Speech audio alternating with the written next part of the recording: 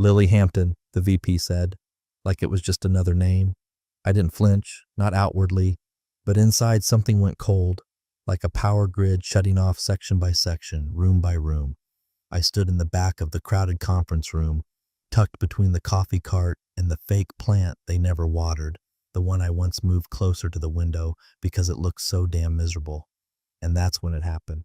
Applause, laughter, a few cheers. Lily, all 24 years of her, glided up to the front like she was accepting an Oscar.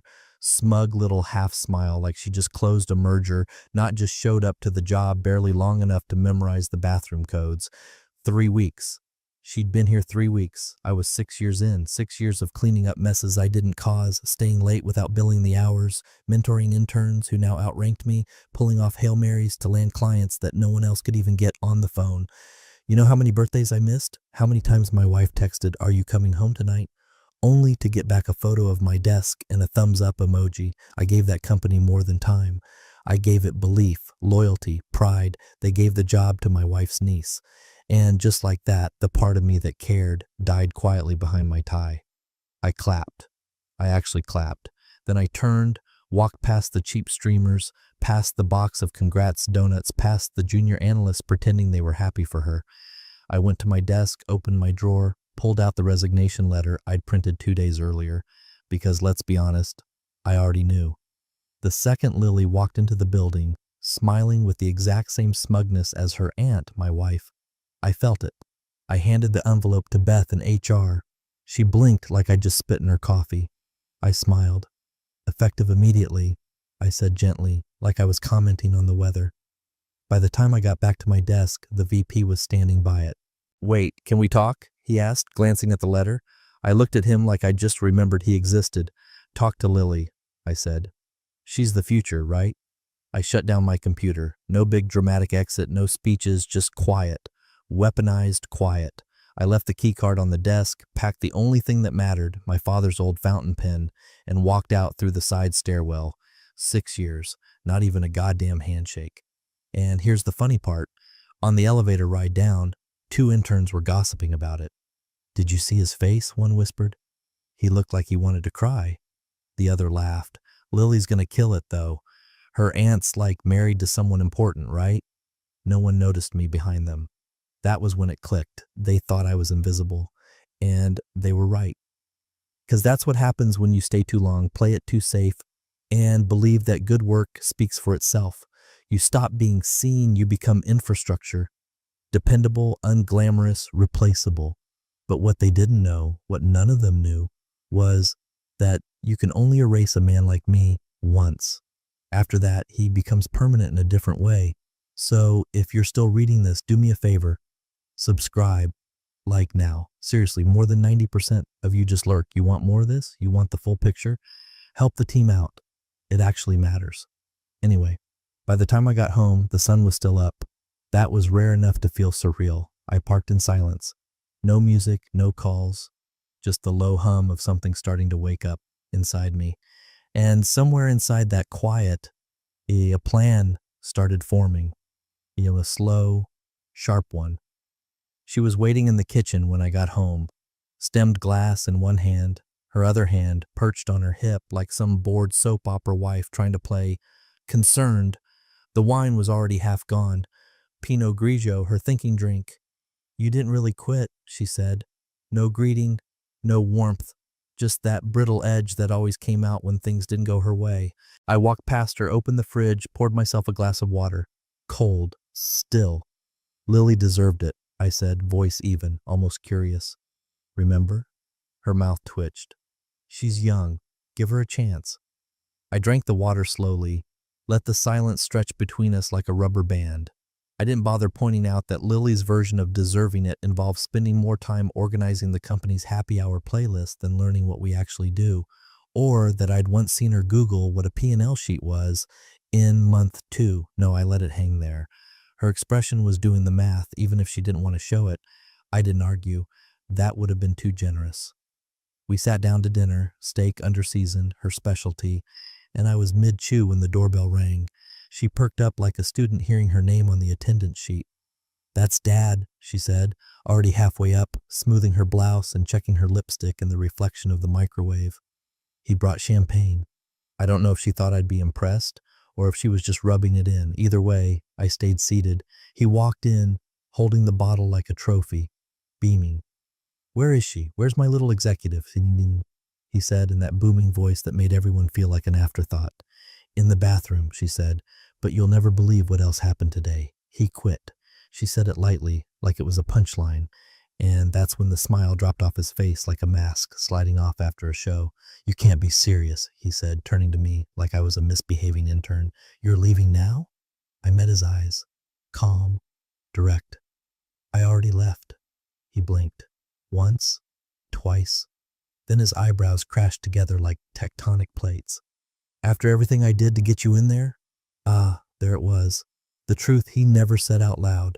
It wasn't about my work ethic, wasn't about talent. It was about control, favor trading.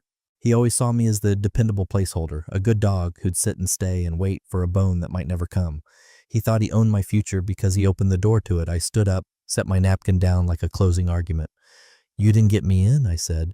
You let me in, that's different. He looked at his daughter confused. He's not thinking straight. You're not thinking straight. This is emotional. You need to calm down and talk to Dan. He can walk it back. Dan congratulated Lily. Then he asked me if I'd train her before I left.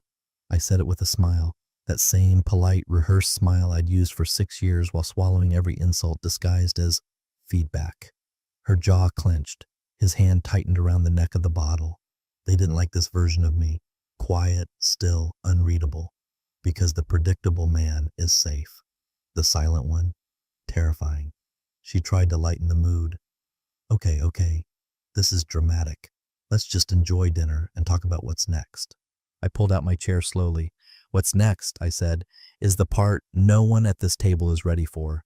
He looked like he wanted to lunge across the table and shake me, but instead, he sat back, studied me like a stock chart gone red. You've got a family, a mortgage. This isn't a movie, son. I tilted my head. No, it's a documentary. You just didn't realize the cameras were already rolling. She laughed, short, sharp, nervous. What is that supposed to mean? I didn't answer. Some silences are better than knives. Instead, I cleared my plate, rinsed it, and walked out of the kitchen. The champagne never got opened, and they never noticed what was missing from the bookshelf behind me. Just a small leather folder. Black. Unlabeled. But very, very important. Monday morning, she left the bedroom already annoyed by the sound of eggs sizzling. I was in the kitchen, in gym shorts and a t-shirt, humming something tuneless while flipping an omelet like I hadn't just detonated our life 3 days earlier. Coffee brewed, counter-wiped, 2 plates on the table, hers already served just how she likes it. No toast, extra hot sauce on the side. She squinted at me like I'd grown another head. You're up early? I glanced at the clock. It's 7:40. Exactly, she muttered. I smiled. That smile again, the one that drove her insane because it didn't give her anything to grip.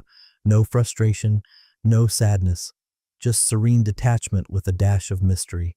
She sat down, poked at her eggs. I didn't ask how they were. I already knew. After breakfast, she went upstairs. I could hear her walking around the home office, clicking through tabs, probably looking for a calendar invite, a job board, maybe some digital sign. I was crawling back to the life she'd helped design for me. But my computer was clean, my calendar empty, no saved resume, no applications, nothing, just like I planned. By 9 o'clock, I was out the door with a stainless steel water bottle, my old running shoes, and a quiet mind. No phone, no notifications.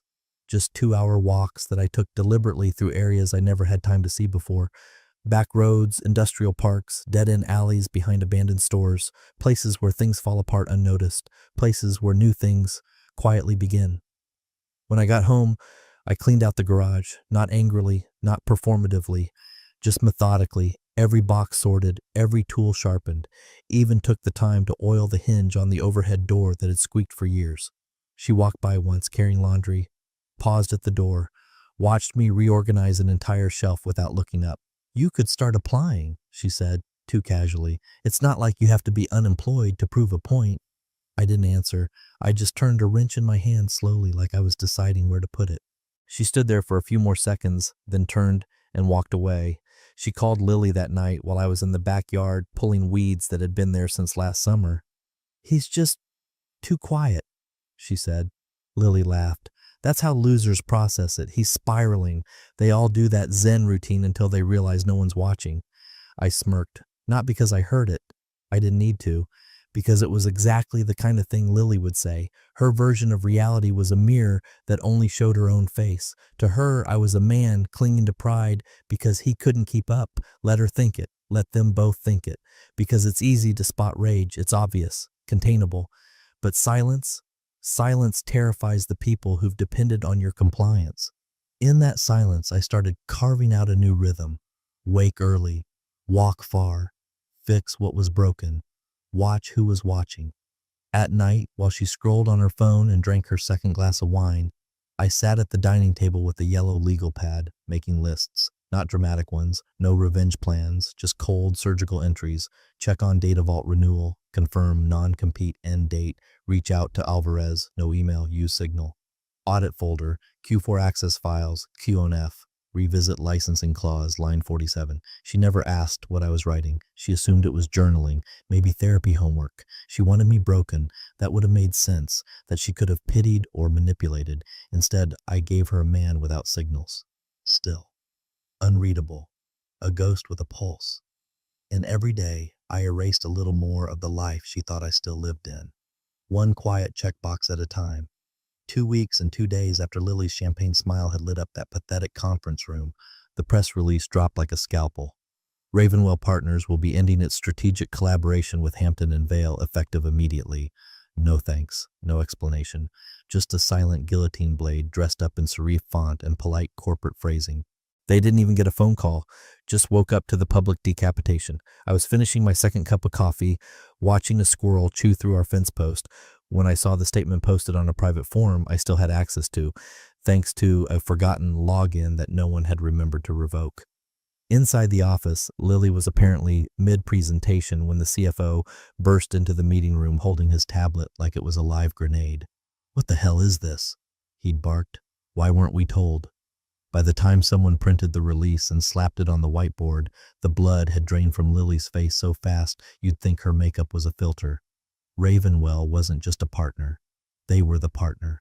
The flagship account, the prestige logo, the reason their stupid open bar at the launch party had Perrier instead of store brand soda. Their entire Q3 revenue model was built on Ravenwell's pipeline. And now, just like that, it was gone, dead on arrival. Her project, this big, shiny, visionary rollout she'd been assigned to lead, collapsed in a heap of buzzwords and unread slides. The software integration?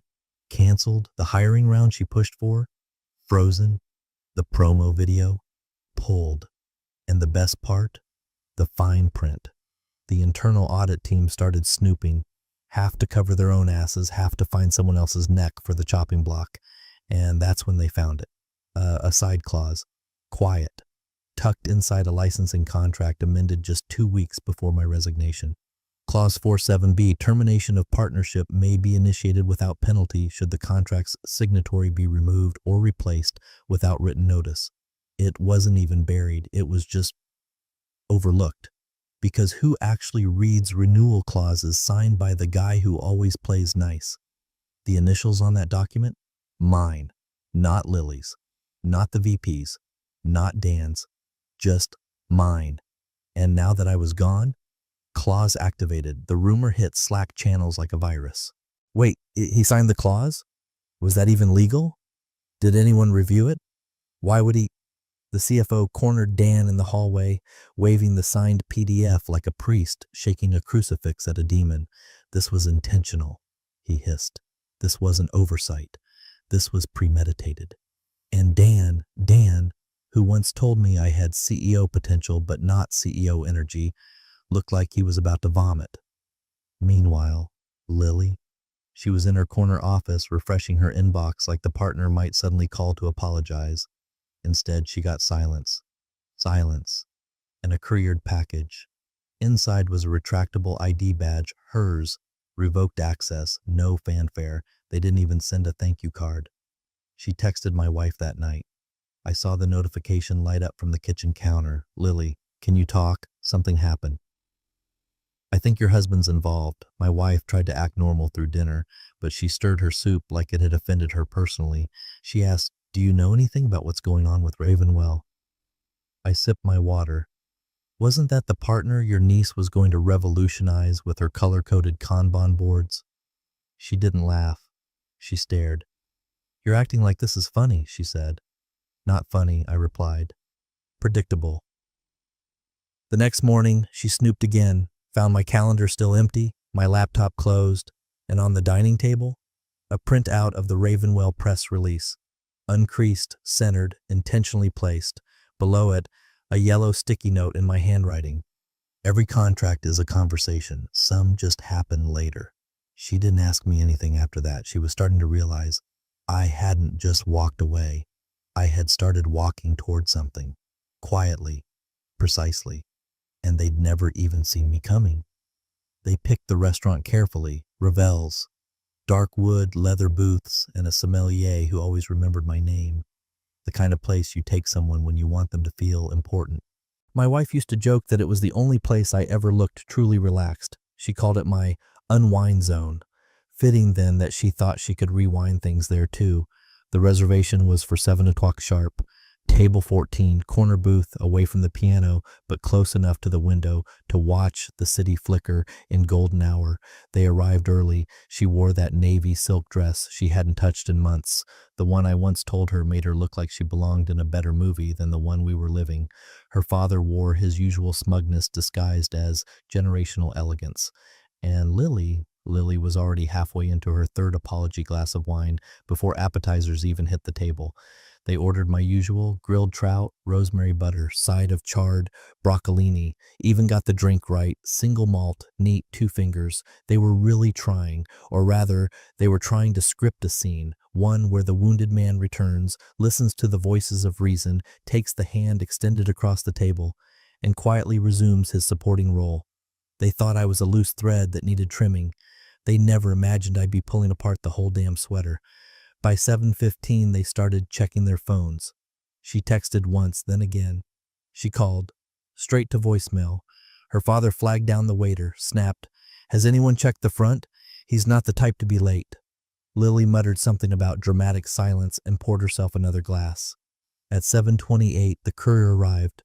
No fanfare. Just a kid in a dark jacket holding a slim envelope like it was a bill no one wanted to open. Delivery for Mrs. Hampton, he said, loud enough to turn heads. Then he walked out without waiting for a tip. She opened the envelope expecting, what, an apology, a note, instead documents, transfer papers, all of them. My name removed from the title of the house.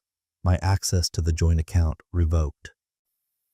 My signature relinquishing claim to the investment portfolio she'd once begged me to manage. Power of attorney? Rescinded, each page initialed in my hand. The server returned with my trout. She was pale now, blinking at the line item that detailed the tax-deferred trust I'd split off. One she didn't even know existed. The final document was a notarized confirmation of the asset shift, time-stamped and processed at 4:43 p.m. that very afternoon. She dropped the packet. Her father picked it up, scanned the pages with surgical panic. What the hell is this? He said, voice tight. Lily leaned over, slurring slightly. Wait, he's transferring everything? Why? She whispered it, but not low enough. The couple in the next booth turned. The waiter froze mid-step. My wife didn't speak. She couldn't, because the last page said something she hadn't prepared for. This is not a battle. It's a boundary. Respect it. Typed, no signature, but unmistakably me. By 8 o'clock, the wine was untouched. The food had gone cold. At 8:07, her father stood up and stormed out without a word. Lily stayed, fiddling with her napkin, cheeks red, pride unraveling like wet paper. And my wife?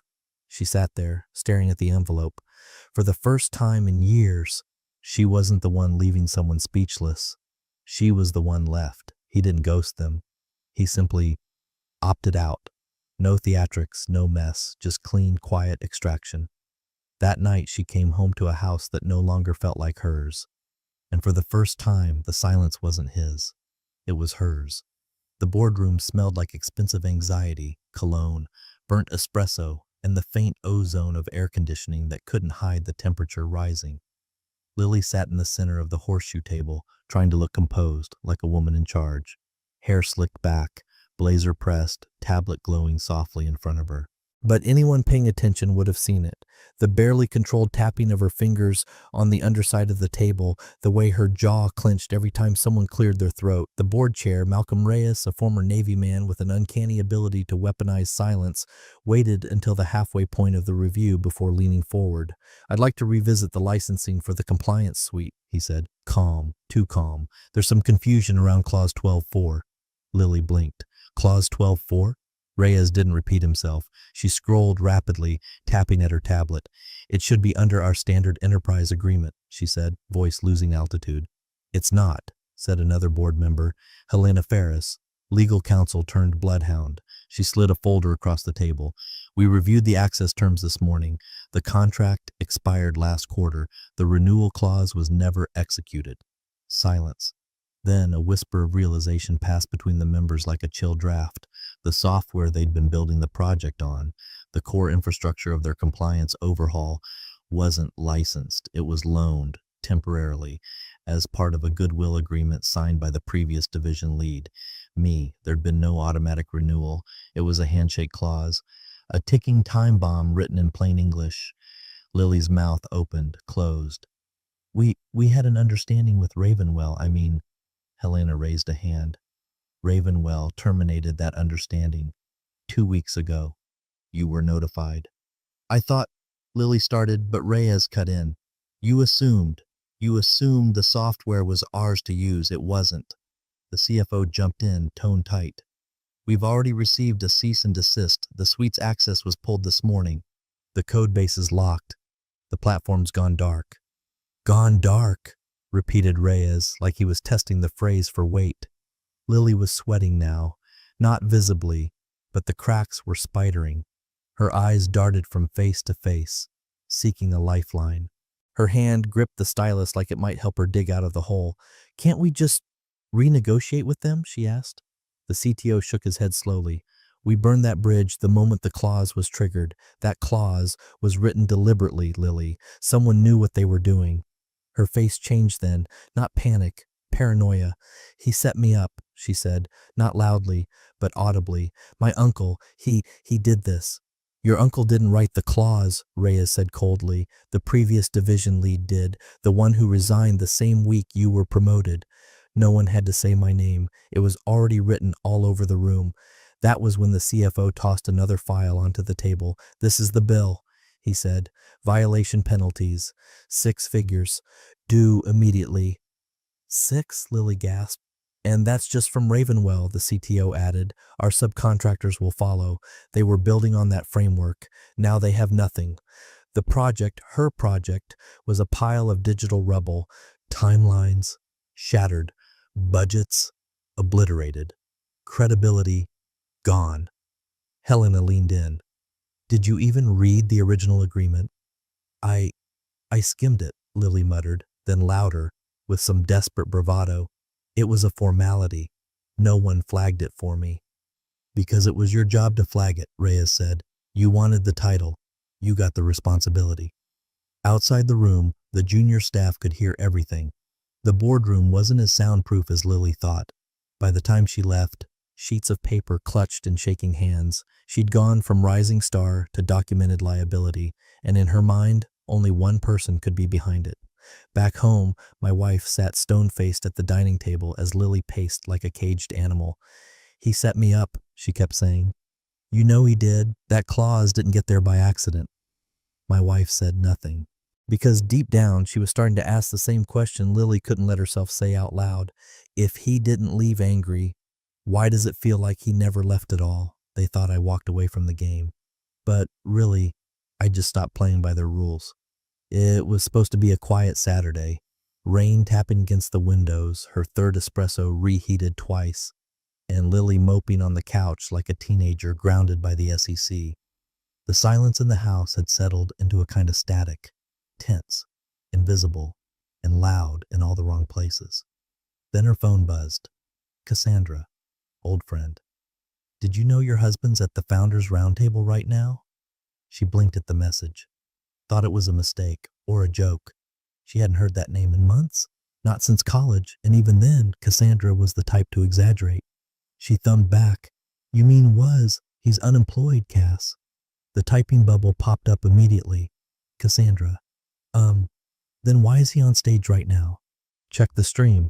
She nearly spilled her coffee getting to her laptop. A few clicks. One search. Founders Roundtable 2025. Live stream, The Future of Adaptive Compliance. She clicked. The screen buffered. For a second, all she saw was a sea of suits and lanyards. And then, there he was, on stage standing behind a podium. Trim beard, sharp suit, no wedding ring. Not a man licking wounds. A man in control. The moderator's voice rang out through the stream. Please welcome the strategic architect of the Polaris Compliance Engine, a revolutionary AI framework redefining enterprise integrity, Graham Evers. Applause, loud, sustained. The camera panned across the room, rows of investors, founders, media. The sponsor banner hung behind him, bold and unmistakable, powered by Ravenwell Partners. She choked on her breath. Her fingers tightened around the edge of the laptop like she could crush the hinge. Lily looked up from the couch, annoyed. What? She didn't answer. Just turned the screen toward her. Lily squinted, then froze. Her expression cracked into something ugly, something terrified. What is that? He started speaking, clear, poised, the same voice that used to explain balance sheets at the dinner table, the voice she used to tune out. In a world where transparency is a buzzword, not a practice, he said, we designed Polaris to be unforgivingly honest, auditable, adaptable, and built for the people who don't get second chances. The audience nodded, phones out, some taking notes. He wasn't just there, he was leading it. The foundation of trust isn't perfection, he continued. It's accountability. And for too long, we've allowed our systems and our people to treat those as optional. He let that line hang. A few rows in the front stood up to clap. The shot cut to the Ravenwell CEO, front row, grinning like a man who just bet on the right horse after years of losses. And there, in the corner of the screen, briefly but unmistakably, was the CTO from Hampton and Vale. No name tag, no expression, just watching. And now she understood. Ravenwell hadn't just pulled out of Lily's project. They'd shifted, they'd realigned, reinvested, rebuilt. With him, he hadn't moved on. He'd moved ahead. And the worst part? He didn't mention her. Not once. Not her name. Not Lily's. Not Hampton. Not Vale. Not even a passive-aggressive nod to former collaborators. She didn't exist in his story. He wasn't bitter. He was beyond them. Lily stood behind her, slack-jawed. How the hell did he? But my wife shut the laptop before she could finish the sentence. Because the answer was simple. He'd been building it all along. While they dismissed him. While they underestimated him. While they sat around tables, raising glasses to titles they didn't understand. He had planted something beneath their feet, and now it was growing in public, louder, sharper, cleaner, and most of all, without them. Sunday dinner used to mean something at her father's house. Mahogany table, cloth napkins, dry-aged ribeyes grilled with military precision. Everyone got a seat. Everyone played their role. She was the polished daughter, Lily the bright up-and-comer, her father, the patriarch with a legacy. I used to be the quiet backbone, the man who never interrupted the performance. This time, I wasn't invited, which is ironic since I ended up being the main course. The mood was brittle from the start. Her father was at the grill, jaw clenched like the propane was the only thing listening. Lily sat 2 seats from her usual spot, poking at a bowl of arugula like it personally offended her. My wife poured wine with shaking hands, pretending not to look at her phone. They were surrounded by all the signs of success. Wine wall, leather chairs, curated jazz humming in the background, but the air felt radioactive. He served the steaks without comment, sat down, took a long sip of his Bordeaux, then he said it. He was supposed to take over after me. Forks paused midair, glasses stilled. Lily scoffed. It was just a promotion. He looked at her like she'd slapped him. No, it was sabotage. My wife opened her mouth, but he raised a hand. Don't. You both knew what you were doing. You didn't just cut him out. You handed the keys to someone who didn't even know what building she was in. Lily blinked. I didn't ask for this. But you accepted it, he snapped, and you smiled while doing it. The room went silent again. She tried to recover. He wasn't that important. And there it was, the sentence that detonated the entire inheritance. He set his glass down. No slam this time. Just slow, precise, like a verdict. He made you look important. Lily flinched. He wasn't yelling anymore. And now we're ruined. Lily laughed, high-pitched and fragile. We're not ruined. The company just hit a snag. He leaned in, eyes narrowing. Our partner network has blacklisted us. 2 clients are threatening to sue over the compliance framework collapse. You exposed us, you embarrassed us, and you did it because you thought the room would keep clapping as long as you smiled big enough. My wife tried again. Dad, this isn't fair. I told you once, he interrupted, voice low, legacy isn't built on shortcuts. It's built on patience, on reputation. He was the only one in that office who understood that. He stood, walked to the sideboard, opened a drawer, and pulled out a thick manila folder, dropped it in front of them. What's this? Lily asked. Exit papers, he said. The board is restructuring. We can't afford another scandal. You're both being bought out, quietly. She reached for the folder. He pulled it back. Not yet, he said. You'll read it here, now, and you'll sign it without calling lawyers or dragging this through another round of headlines. Silence. Then, he orchestrated this, Lily whispered. You're letting him win. He didn't orchestrate anything, he said. He earned it. That's the difference you never learned. He looked at my wife long and hard. You think you married beneath you, but you married up, and you've spent the last year proving you weren't worth the man you were given. Lily pushed her chair back. This is bullsh. Sit down, he growled. And she did. For the first time in her life, she sat when she wanted to run. Dinner ended in paperwork and silence. No dessert, no toasts, no legacy, just names on contracts and a hollow echo of what used to be a dynasty. And across the city, I was sitting on a rooftop bar, watching the skyline flicker as the sun went down. Drink in hand.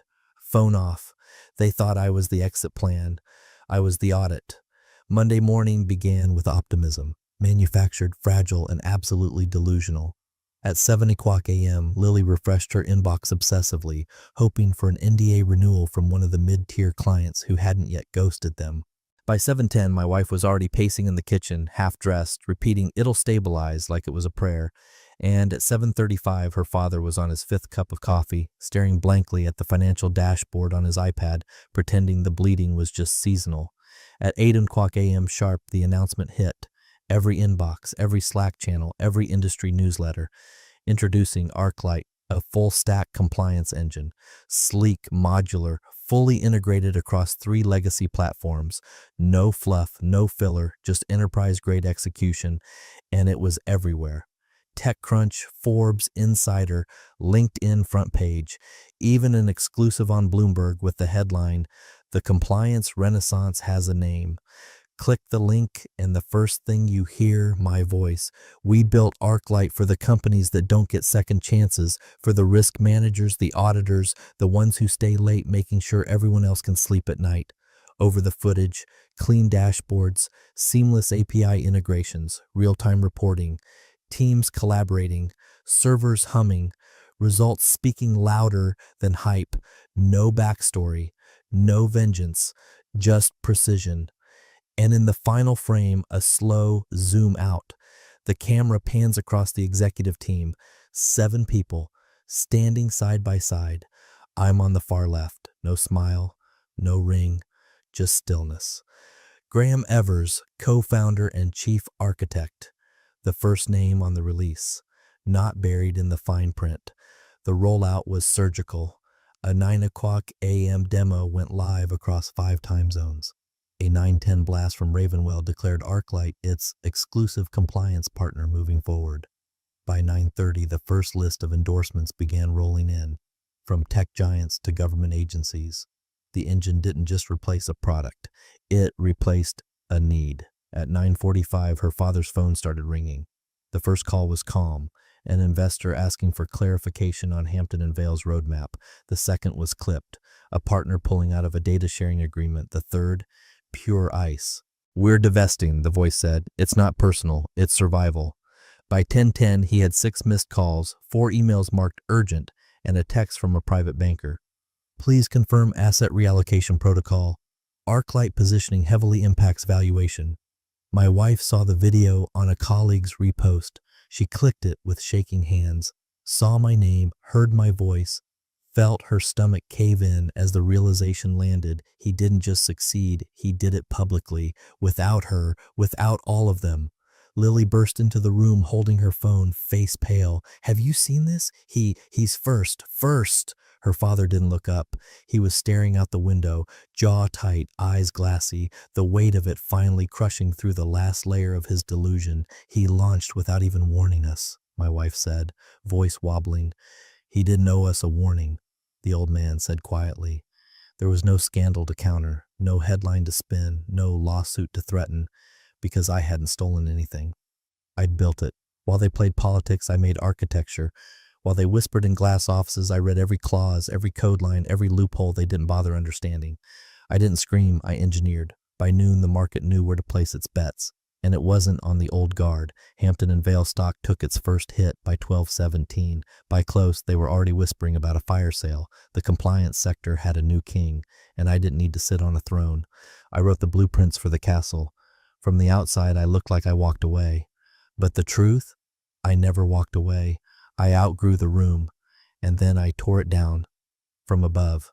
The building was tucked behind a gallery and an espresso bar with no menu, just a smug barista who called drinks expressions.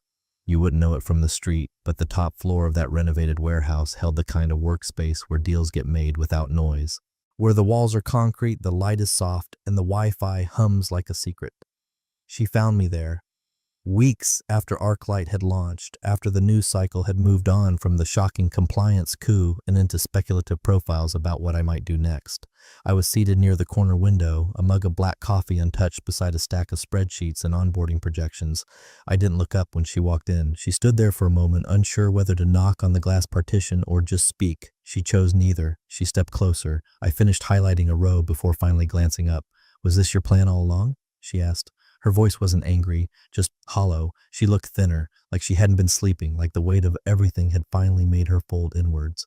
I tilted my head slightly. "If it was a plan," I said, "it had too many variables to be clean." But no, it wasn't a plan. Not at first. She took a breath, sat across from me like she still had the right, like this was just a marital misunderstanding with a paperwork trail. "I gave you 6 years," I said, voice quiet but edged. "And in those 6 years, I built something. For us." She flinched. It was just a job, just a title. I laughed once. Soft, not cruel, but not kind. "No," I said. "It was a mirror." She looked confused. I leaned forward, folding the folder closed gently. "It showed me who mattered to you, and who didn't." She opened her mouth, then closed it. Her hands were clasped tight in her lap now. She stared at them like they were a puzzle she couldn't solve. "I didn't know it would end like this," she whispered.